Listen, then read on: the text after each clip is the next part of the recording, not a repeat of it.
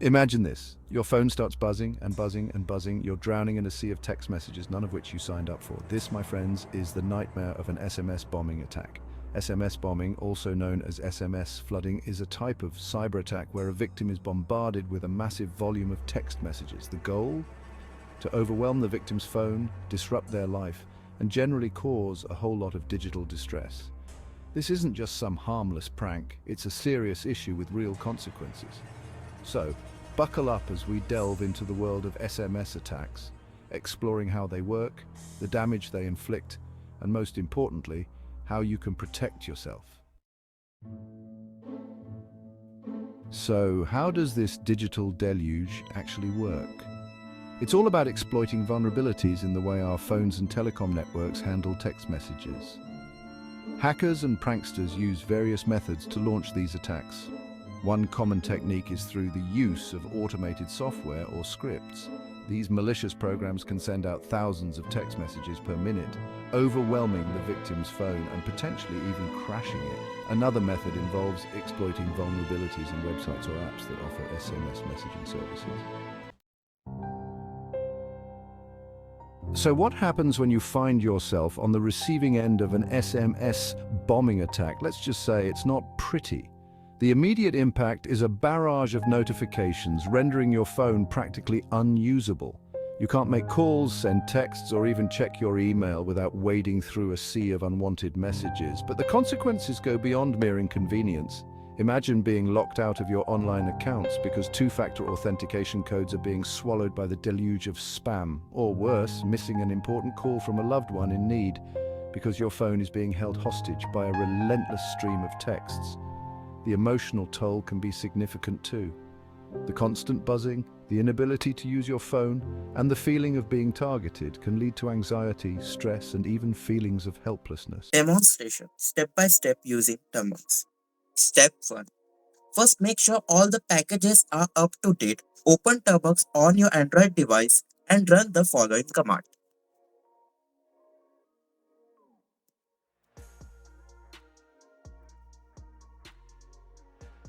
This will update your packages to ensure everything runs smoothly.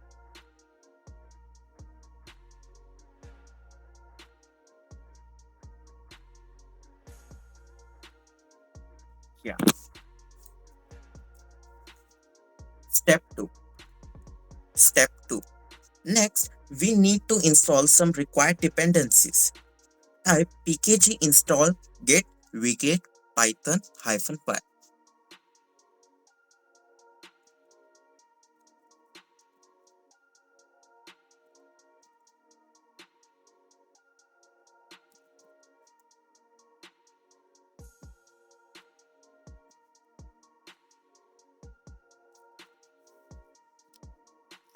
Step 3.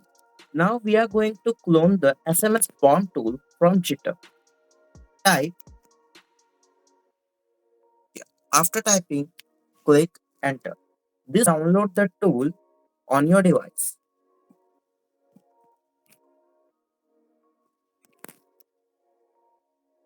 Once the download is complete, navigate to the directory using this command.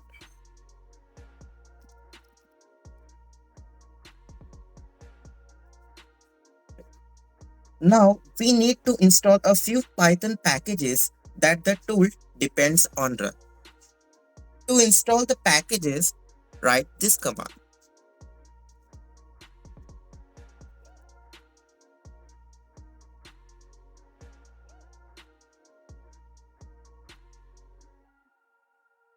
Yeah. Before we continue, I want to emphasize that this demonstration is strictly for educational purposes. Using tools like this for harassment or pranking someone without their consent is illegal and can get you into serious trouble. Always use such tools responsibly and never misuse them. Now, step 6, Python 3 main.py. Before running this tool, make sure your screen is small to display a good banner.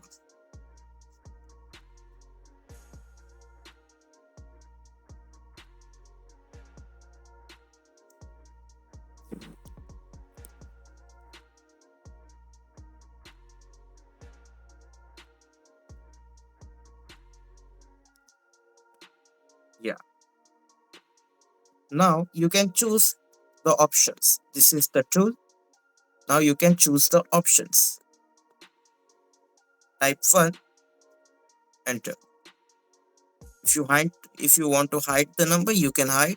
If you don't want to hide your number, you know. Now type the number and get enter. This is only for the India we are demonstrating. Okay, and this is for the educational purpose. Yeah,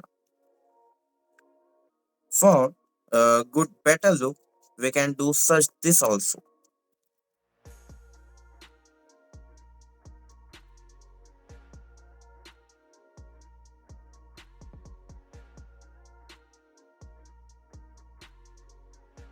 Yeah, now you can choose.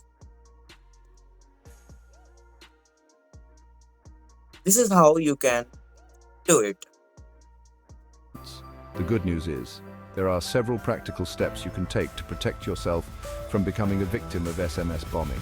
First and foremost, familiarize yourself with the security settings on your phone and messaging apps. Most smartphones and apps offer features to filter or block messages from unknown senders. Enable these features to create a digital barrier against unwanted texts. Next, be cautious about who you share your phone number with. Avoid posting it publicly online and be wary of websites or apps that request your number unnecessarily. Consider using a secondary phone number for online activities or services that require it. This way, even if your secondary number is compromised, your primary line remains safe. Finally, if you do find yourself under a barrage of unwanted texts, don't panic. Contact your mobile carrier immediately and report the issue. Protecting yourself from SMS bombing isn't just about reacting after the fact. It's about being proactive and staying one step ahead of the digital delinquents.